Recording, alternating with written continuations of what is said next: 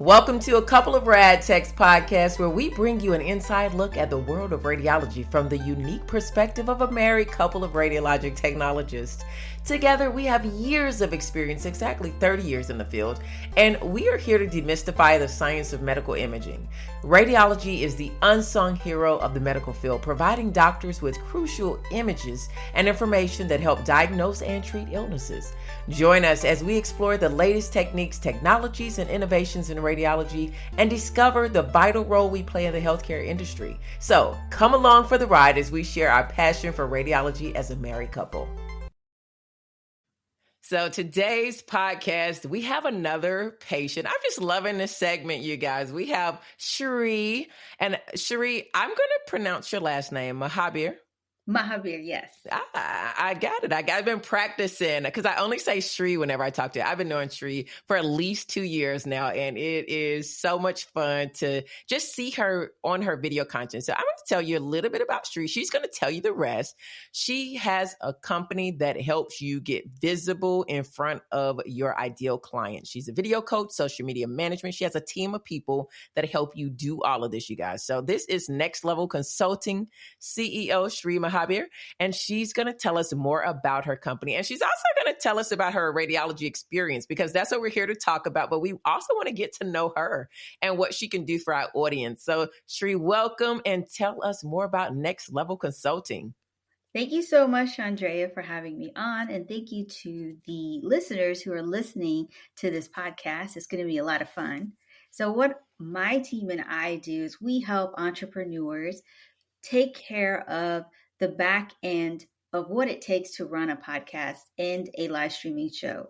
You are busy. It takes a lot to reach out to the guests. It takes a lot to figure out the concept of the show. It also takes time to come up with the marketing and the planning and the posting, even the editing after the show is done. So instead of having you do all of it, my team and I take that from you so that it gives you more time to focus on the business. And at the same time, by strategically posting, strategically placing the content on different platforms, this allows for other people to find you. And then once they have awareness of who you are, then you take over and take them through your sales funnel, book them as a client.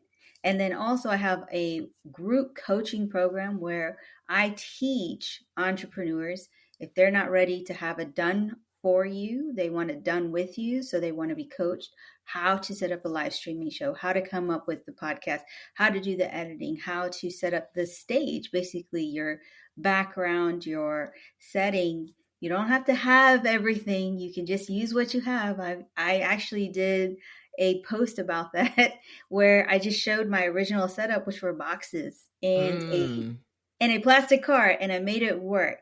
So these are the things that I have. I also have a Facebook group, which is where I get a lot of really good ideas of what's going to speak to clients, because these are individuals who are afraid to be on camera, to do a video, to create, go live. And in this community, they are getting that opportunity. Yeah. They're getting that opportunity to practice. They can put their videos to get feedback. They can go live for 5 minutes. I give video prompts every week. I also go live in the group. There's networking events. There's a hot seat moment, a masterclass. So this is all that you get in this supportive community. Oh, and you need that because when I first started on social media, I come from a radiology world. I'm always in the hospital before the pandemic, and I was never on social media besides just watching my family's Facebook post about their kids, graduating pre-K or they got an A on science. And, that was my extent of social media, you guys. So it wasn't until 2019. So I wish I had a Shree and Next Level Consulting because the anxiety was so real. And I'm the kind of person, I grew up not in front of the camera because I never really liked the camera. I know some people find that hard to believe, but I honestly don't like the camera. I grew up in theater. My sister was always singing, and I always preferred to be behind. I'll do it if I have to. I've always done public speaking, but it's just something about when that camera goes on. I just kind of freeze and I have to tell myself, you got to do it. 1, 2, 3, go. But to have a company and a team that allows you that privacy, that small group that you get comfortable with to practice with, that is amazing. That is amazing. So what are some of the other things you do? Say like someone like me coming out of healthcare, and do you find that it's mostly women or older people, or who are your ideal clients? My ideal clients are going to be between the ages of 35 and older. And this has always been the case. The younger ones, they are afraid, but they don't necessarily have the funds. So they're Yeah. not going to be interested. Plus, the kind of style of video that I put out and coach others on is not what they're looking for. So that's why I don't target them. And it's okay. Yeah. I understood. I'm not for everybody. Right. Like you were explaining, anybody who is doing a video or going live, they hate it. Does not matter what video coach you talk to. They will all say the same thing. They will say, I'm not comfortable. There's certain aspects of it. However, they know that they have to show up for themselves and they have to show up for the other person. And that's really important to remember, because I was paralyzed with fear. I was sweating bullets on the first Instagram live. You would never know. My first 50 Instagram lives, I lost a lot of weight because I was sweating so much. And nowadays, the butterflies are still there. It comes up a lot when I'm going live by myself, because I'm talking about a topic and subject, and it's getting me to step out of my comfort zone. This community that I built was, I'm going to be selfish a little bit. It was to help me level up my skills, but also to give the opportunity, because I know how it felt when I started in 2020. There was nobody around to ask. Not as many as there are today. Right. And then now it's, well, where can I go and not feel I'm going to be judged? Yeah. And where can I feel that I can be comfortable? Because that's what I created in this space. And I'm very good about making sure nobody makes fun of anybody. About the work that's going to be criticized, not the person, not the creator. And the other thing that's important is, I'll go back to what I shared, showing up for yourself. That's important. When you show up for yourself, you're showing up for others. That's so important. I love that. Because someone like me coming totally from the hospital setting it was just different getting on camera. Even though I've been in front of the camera and around the camera all of my life, it's just different. And you said something important in the beginning, setting a stage, setting the stage. People don't realize that when you create live content, it is a stage. You good? Sorry. I'll edit it out. Go ahead. You're on mute. I thought this whole time I was on mute. I know. Yeah, no, you're good, girl. You finish sneezing. I'll mute. I'll edit that on out. Because sometimes it hits you. I got my water right here just in case, because this air is so dry. But yeah, so coming out of the hospital field, for me, even though I grew up around theater and in the music world, and it still is very intimidating. So I want to switch gears because I want you guys to hang on. Go ahead. I'm going to take a sip of water while you do that.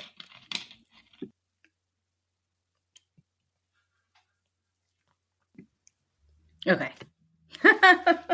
As long as I'm not, you can hear me blow my nose. Oh, no. He'll probably edit all that out too when you were sneezing. Yeah, but I kind of just paused because I need to take a sip of water too, because my throat was getting kind of dry and I felt myself kind of cracking in a second. Well, that's the thing of what I like about live streaming is that it catches all of these moments. We are human. Right. In a podcast setting, you get to cut out what you don't want. Same thing in a video.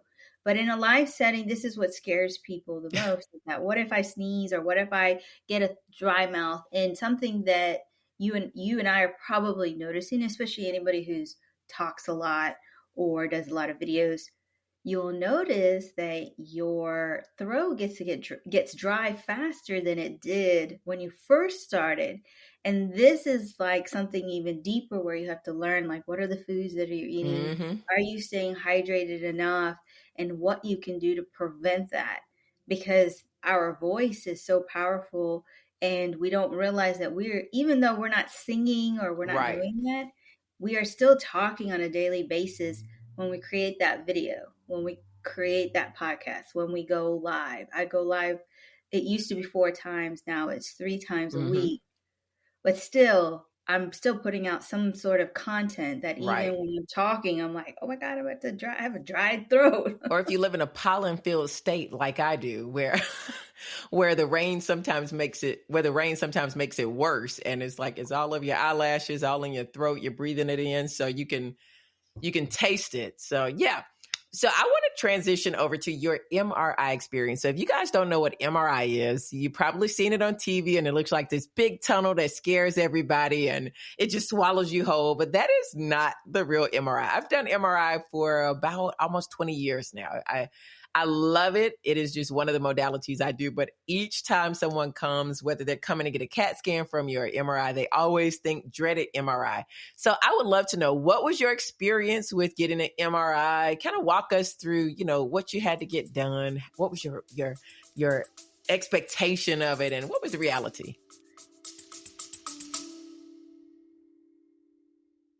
Hey, you guys, as a radiology technologist, I understand the ultimate task of radiology technologists to bring that coffee into their department every morning without spilling it. So I'm going to introduce you to Bevy. Bevy is perfect for this kind of occasion. If you've got the responsibility of bringing in that much needed coffee to your colleagues in the radiology department, have no fear. Bevy was designed just for us rad techs. It's a problem solver to carrying more beverages than your two hands can hold. This beverage carrier can hold up to 12 drinks securely, spill-free, and fits perfectly in your car. You guys, no more spills, no more accidents. Bevy's innovative design keeps your drinks in place even during the most hectic mornings and as you're trying to carry everything in. And the best part, Bevy is proudly owned and operated by a woman. Join the growing community of satisfied Bevy users and experience the convenience and peace of mind you deserve, and your radiology coworkers do too. So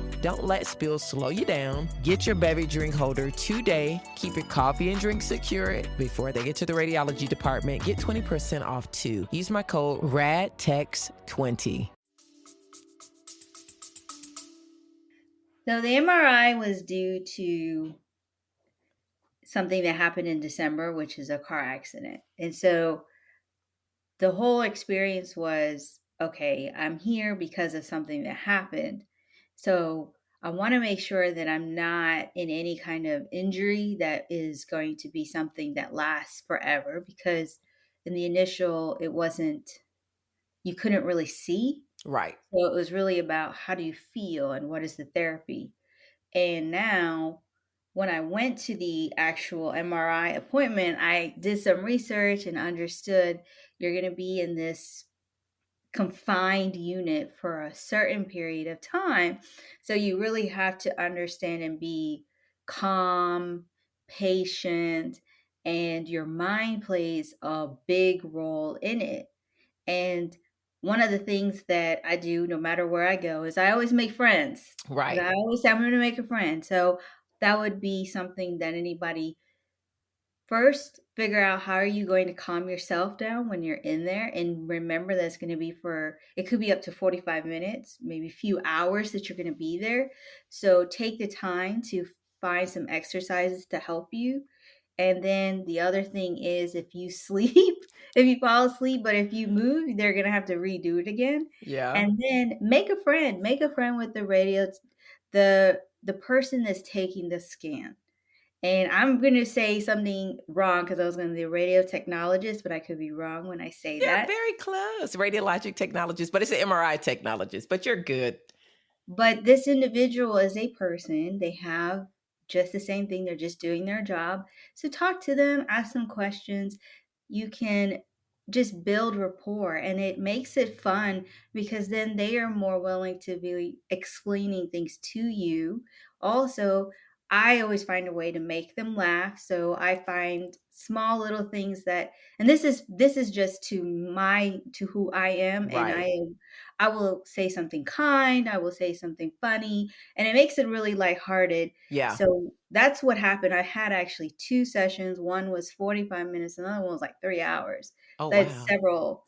And towards the end of the one that had like 3 hours, I really had to tell myself in the middle of it, because it was the last one and it was very painful because of the way the scan that they had to do. Right. And I had to be very calm, very collected, and I had to tell myself, it's not worth having to come back. You got Mm-hmm. this far, and think about all the times that you were working out.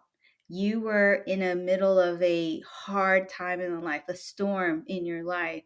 This is nothing. You got through those other moments. Those other moments were a lot longer than this painful second. It will be done. You'll walk away. You don't have to worry about it. So just get through. And those are the kind of thoughts, because that comes up, Yeah. especially if you have a few hours. But Right. but if it's just for one, if you can talk to yourself like that, you will get it. Also prepares you for other things in life that come up. Because I know that this is just an MRI, but this is also the same talk you can have when you're going through, maybe you got laid off. Mm-hmm. Maybe you lost a client. Maybe you had to fire a client. Right. Maybe you just got into an accident. Maybe you're getting out of a long-term relationship. The moment is just painful for that time, Mm-hmm. but it gets better.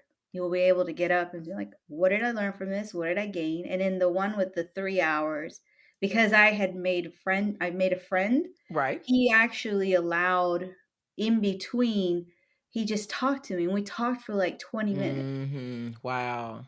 And so it wasn't about the scans. It was Right. really about giving a break, but also we were connecting. We went deep. We were going to the Bible. We were Oh, just wow. Y'all were talking. talking. We were really talking, and it was a great conversation. And I look back and I'm very thankful for that, because it was 3 hours. And not only was it enjoyable for the individual, it was also enjoyable for myself. And you make a good point, because I know as a technologist, I enjoy patients that, I like to talk. So literally at work, they'll sometimes have to tell me, we need you and the patient to come out the room and go out there and talk because you're holding up this other people's scans. But because for me, when patients come in, they're stressed. So I want to be that friend. I want to at least kind of take your mind off of what you're about to get done, whether it's painful or not. If it's causing you anxiety, I just want to put your mind at ease. This will make this test go by. And we wound up talking. I have so many phone numbers of my patients in my phone. Like they're like, let's go out to eat. I've been out to eat with so many patients. And that's so important what you just said, because we do as technologists, we like to make friends with patients. It's not like we just want to do your MRI or your x-ray and you just be gone. But if you want to have a listening ear, if sometimes we need to have a listening ear. And it's just really therapeutic, I think, for both people. And it does make the scan a lot easier, make the time go back. Because most people have to come back for one or two, or you come back every year for scans. So it's not like you won't see that person again. So being on really good terms is very helpful, because then they kind of get breaks in between. You know that when Shree comes in, she's going to need a little break in between. So she likes 2 pillows instead of 1. I have patients like that. So it's very important with that. Now, let me ask you, how was the noise? Because that's the biggest complaint that we have, the loud banging noise. So for me, the loud banging noise, I had earphones in one session and the plugs the second time. But again, I'm kind of just, it was all about what I thought in the moment was, this is just temporary. Right. It's not forever. Even if they had headphones with music, and I was like, why couldn't I have that? But in this sense, I used the noise to give it a rhythm to my beat of meditating to it. Mm-hmm. And I love that you brought up about, as for you, how you look at when you would like the patient to be. I think that we need to stop thinking that bedside manner is only on the side of the care Yeah. taker. It's also the side of the patient. You may be going through pain, but you don't have to. The other person understands you're in pain. They're trying to help you. Mm-hmm. So don't be so mean because you're in pain. Like, I think that we need to get outside of that whole, the bedside manner has to be the nurse. Yeah, I agree, it does, but it also yourself. Like, you are a part of this equation. It doesn't just all fall on the doctor and all. Because if you change your mood and your attitude, it can change the other person. And then the other thing that I learned from this particular tech was that the doctor was giving him a hard time because he was taking time to talk to people. Mm-hmm. And I was just like, why are we all about a number? It's Yeah. about quality and making them want to come back, because this is about the customer journey. Right. You don't think even in the medical field, you got to think about the customer journey. And it's easy to just be like, oh, they'll go somewhere else. But what about if you made it so that they want to keep coming Hmm. back? Even if their insurance is like saying no, they'll Right. find a way to pay for you. Right. If it comes to a point they can't afford you, they'll leave. But I feel like the customer journey in the medical field is not there, and so then they wonder, why is it always like that? But what if you took the time to understand, like, oh, if I'm just a little bit, if I allow my text to give them a little bit of room to talk and build a relationship, guess what's going to happen? They're going to keep coming back. Yeah, that's so true. And I love how you equated that with bedside manner. I don't think I've ever thought of that. We say it all the time, the patient, could also contribute better to their healthcare instead of being a patient, really being an advocate for your health, but also how you come in, the attitude, how how people will treat you how you want to be treated. And depending on how you present, again, like you said. So that was great how you put that. I'm going to make that a clip. I want that to be one of the clips, the sound bites. I love that. And I'm going to share that with that's going to be one of the shares, you guys, on this podcast, one of the star shares, because that was straight from a patient. And my point of doing these podcasts with patients is exactly that reason. We need to know what the patients are saying. Those surveys they send out of hospitals, some people do them, some don't. And I don't think it really reflects what people are really telling you they want in healthcare. And like you said, people will pay for good service, whether it's in healthcare or not. A service is a service, and we should be giving priority to giving service back to patients, because I choose to pay cash, even though I have insurance a lot of times, because I want to have control of where I go, who I give my money to, because either way, I'm going to pay it in my deductible or if I pay it straight out. So I choose based on what kind of service I get from this medical facility, how quick of a turnaround, the bedside manner, all of those things come into play when I'm a patient. It's not just, do they take my insurance? And I know I can't be the only one, because you just said it. So I appreciate the patients coming on here, sharing their perspective of what they're looking for in healthcare. Because that's the only way we as technologists, doctors, and directors and everybody can give the patients what they want, and the change can actually happen. So thank you so much for that. Now, I want to kind of go back over into, because you guys are listening to Shree of Next Level Consulting. She just gave us a lot of great information on how we can do better in healthcare when it comes to patient care, and how patients can as well. So to me, that tells a lot about how you act in your business when it comes to your clients. Now, give us a tip if we're scared or nervous and anxious about going live. What will be your one tidbit of information that you would give our listeners? I would ask, what is it that makes you scared? What is it? Is it the fear of judgment? Is it the fear of the way you look? You don't like the way you sound? You don't think you have the best quality camera? Is it that there is a story about somebody who told you when you were younger that you were fat or ugly? And this could be your family. And these are stories that we are carrying. Once you find out what it is, it's easier to work from there than to mask it. Hmm. And that's what I've learned even in my own journey, is understanding, why do I feel the way that I feel when I get on camera? And once I understood that, then it's okay, what can we do next? Do we need to journal? Do we need to find a pattern of exercises that you do before you get on the camera? Is it that you dance? Is it that you do a lap around the house? What is it to get you out of that thought and get you into that mindset of like, I know what I'm talking about.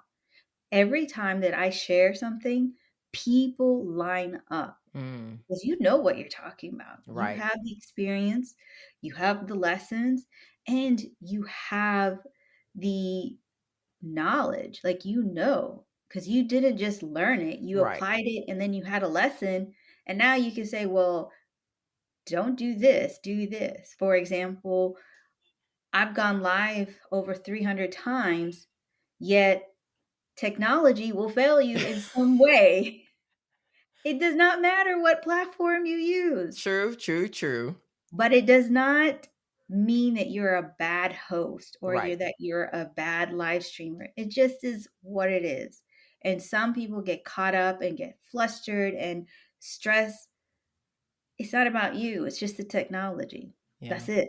And you keep it moving. People are very patient. I remember I restarted a live 14 times because the Mm-hmm. technology kept failing and they kept showing up. Yeah.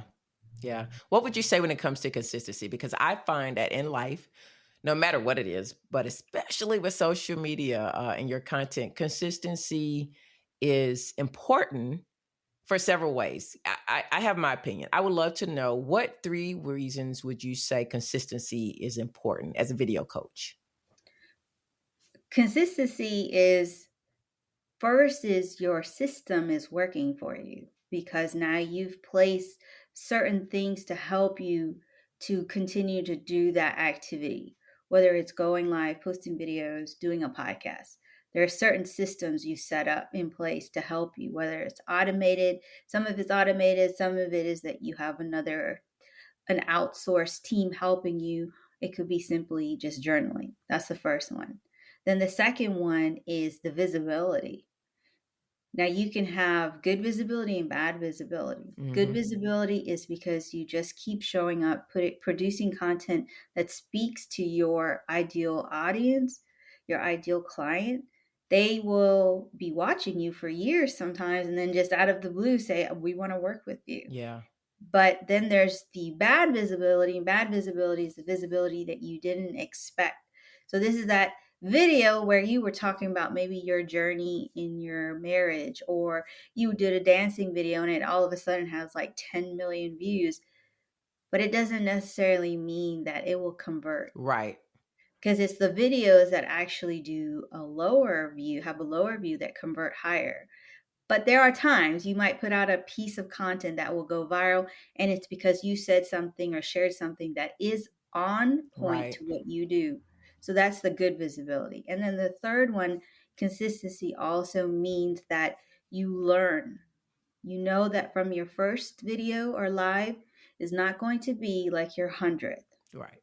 So don't worry about the person who has been going live for 3 years. Worry about you and what are your small goals that you can set up. So for me, when I first started going live, I said, let me give this 50 lives and let's see how far and what happens. Right. And in that time, I became an author. I had a freebie. I had an opening. People loved the show. People were telling me they started a business because of the live show. So I just kept going. That is amazing. I mean, consistency to me wins out every time. And for me, it helped me to really hone my craft a lot better when it came to making content. I look back, I was doing going through all of my content from 2019 to now, and I was like, wow, that was terrible. But it was good for then because I had never done content like that before. So, and as time has gone on, my editing skills have gotten so much better. I had a friend of mine, she had this video, and I was like, just send it to me. And it was like 2 a.m. I was up 2 a.m. and I edited it in 5 minutes before I sent it back to her. She was like, oh my goodness. And it's just so funny how I look back and go, because of me being consistent, I would have never been able to do that before. I was able to help out a friend who didn't have the time or the knowledge to be able to do that and give her something, a gift, be able to bless somebody else with something else because of consistency. And also look back at myself and say, wow, how far I've come. And that's what I tell people, just be consistent. It will pay off at some point, but when you think you're about to give up or you're not being recognized, just keep going. And then that light bulb goes on, it goes off, and things just start to make sense, or things start happening for you. So you guys, if you have not checked out Next Level Consulting yet, you're going to find all the links in the description. If you've loved this video and this podcast, definitely check out Next Level Consulting. Get in Shree's group coaching, one-on-one coaching. You definitely need the support. And I am big on support when it comes to anything you're trying to do. I've done things alone, and yeah, you get them done, but why be alone doing things? To have people that are cheering you on, giving you tips and support is so much better. And their expertise. I mean, nobody can do anything alone. We all need someone else. So thank you for sharing your MRI experience with us as well. It was a very valuable. I am going to definitely take those tips and pointers, and I'm sure many in the audience will as well. And please check out Next Level Consulting and reach out to Shree. Thank you, Shree. Thank you so much. I hope you enjoyed this podcast today. Thank you so much for listening. This is just one of the many free resources I offer to my clients to dump unhealthy habits and begin living. Be sure to visit my website for more free resources and health coaching.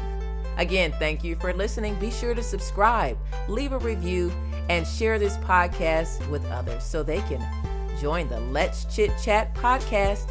Have a great day, you guys. See you next episode.